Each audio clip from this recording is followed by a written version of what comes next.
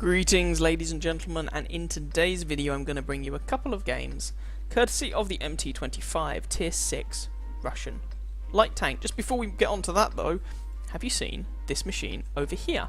Being driven by Antioch Bell. That is the M6A2E1, sometimes affectionately known as the Mutant. That's a Tier 8 American heavy tank. It is from the alpha test, so it's for people who got into this game very, very early on indeed, and it's rather a rare sight on the battlefield, so I just thought I'd point that out. Right, MT-25, what is the defining characteristic of this tank? Well, it's fast. I have a full tank review of this if you are interested, but that is essentially what the MT-25 is about. It is about raw top speed, so we're going to use that raw top speed here on Erlenberg, and this is a standard game on Erlenberg, to get into a position from which we can hopefully do some spotting. So, see these bushes up here? On a standard game, these can be quite nice to use to get some spots on the enemy team and hopefully allow some of your tanks to put in the fire. I'm thinking particular here of artillery. We've even spotted out both of the enemy artillery pieces early on in the game, as well as a series of heavy tanks, medium tanks and light tanks. So that's not too shabby. And oh my god, there's a bunch more. And their MT-25 came over, took a shot at me and died for his trouble. So we need to be a little bit careful here now. They know I was here, and so I need to be careful about coming up if I'm going to go back into that bush. If they've got any common sense, if they've got sixth sense, they'll notice they're spotted and they might even blind fire this bush, as it was my last known location. I'm not running sixth sense, in case you hadn't noticed, purely because I haven't yet got it on this crew. If I did, then, you know, I'm trying to get it. It's damn useful to have on light tanks, but you do have to be a little bit careful. T-150 over there is, yeah, deciding discretion is the better part of valor, as he takes a shell to the face. VK4502A, KV85, T-150. The VK in particular would be a valuable target to get damage on, as he is a top tier tank. This is of course a tier 8 game, but I would, there we go, taking a bunch of health off him, but I would happily settle for damage on any of these fellows. No, I'm not really doing anything that I couldn't. Ooh, our grill just shut that T-150 down. I'm not really doing anything in this tank that I couldn't be doing in another light tank.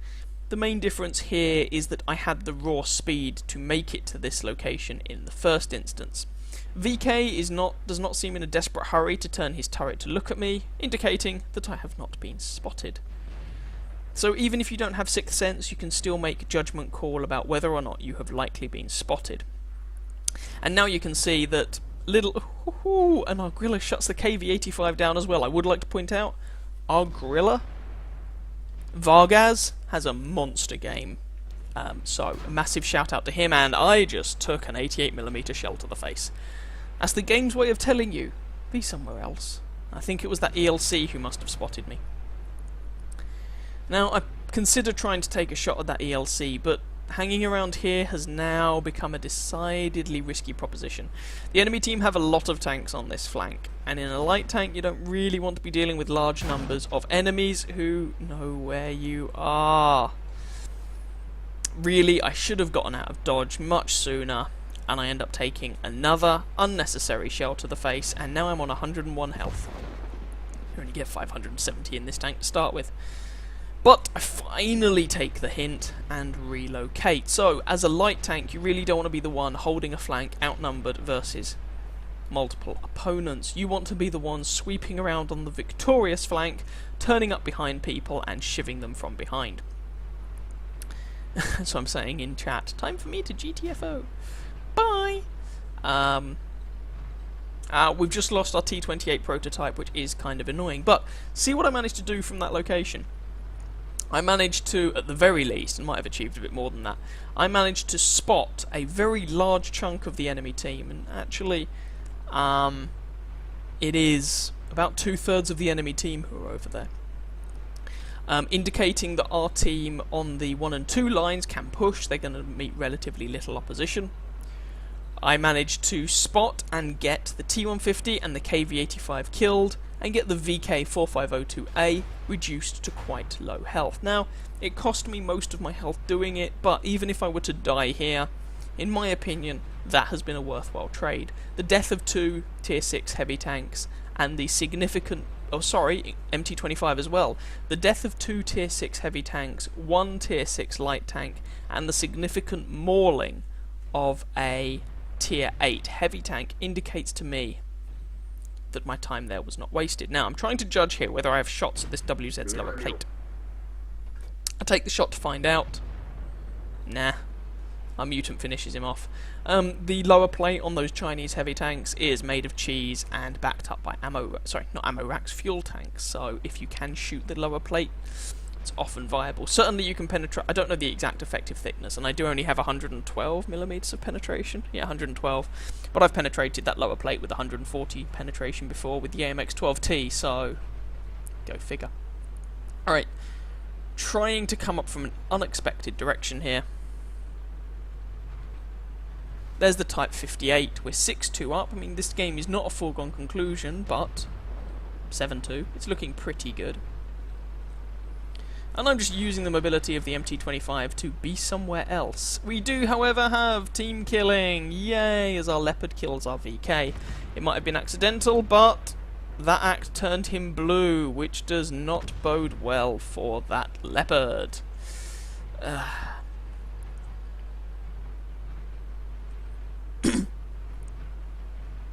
Right now I'm thinking I might be able to come up behind someone, and there's the T-43, who is the guy I was hunting, and I kill him, but not before he manages to somehow find the gun depression to kill our Hellcat, but I at least managed to avenge the Hellcat, if not save him. Scoreline is 10-8, so we're only actually 2 kills the better. Now, all of our forces essentially on the 9 and 0 lines have kind of been taken out. Our attacking force from the 1 and 2 lines have also taken a severe battering.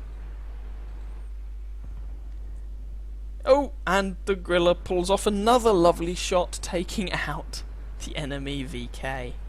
So that puts us 3 kills ahead, and that has swung things decidedly in our favour, as the only 4 remaining enemy tanks are an ELC, who we saw earlier on and know is on low health, 2 artillery, we know roughly where those guys are, we spotted them earlier on, they're going to be up in that corner, and a Jagdtiger 88. Now the Jagdtiger 88 is perhaps the biggest threat here, however, whilst he can be very dangerous when he is dug in, A, he's slow and ponderous, and B, he does not take artillery well because he's slow and ponderous, and we have 2 artillery on our team, and the Griller in particular has demonstrated that he is having an awesome game.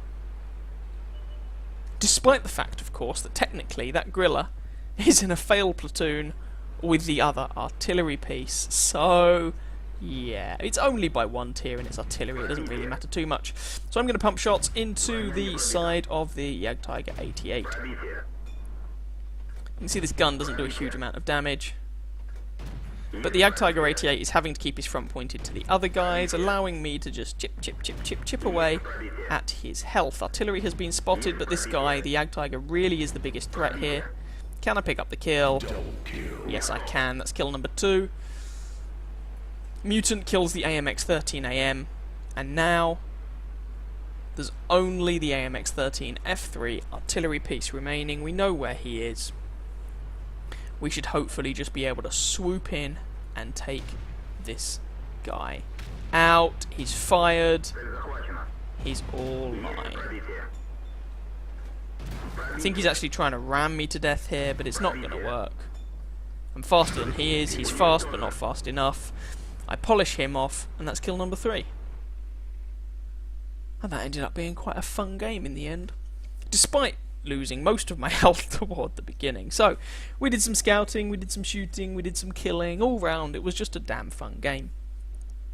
And hopefully showed you that the MT-25 can be a fun little machine, despite some of the bad things you hear about it. Anyway, we'll have a look at the post-battle results, and then I've got another game lined up for you. So that game was sufficient to pick up an ace tanker, a spotter for the amount of spotting assistance damage, and fire for effect. We also picked up the scout medal, so we spotted 1, 2, 3, 4, 5, 6, 7, 8, 9, 10 of the enemy team. We spotted exactly 2/3 of them, so there were exactly 2/3 on the other side of the river.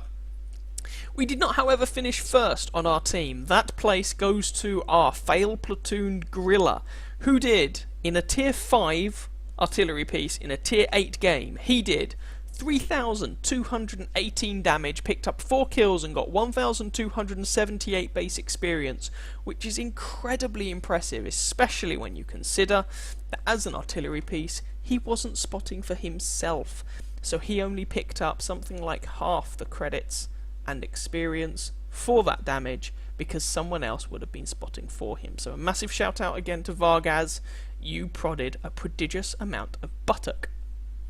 As for us, 1100 damage, 3 kills, 1264 base experience is not too shabby a final result. We fired 19 shots, 17 hits, 15 pens for that 1100 damage. We received 3 hits, we took 3 penetrations, we didn't bounce a damn thing. Spotted 10 of the enemy team, damaged 4, destroyed 3, and picked up 2,687 assistance damage as we did so, travelling 4.75 kilometres. And as you can see, it was a very profitable game. The wonderful thing about playing light tanks is, generally speaking, the ammunition is cheap and cheerful. As you can see here, those 1957mm shells only cost us just over 1,000 credits.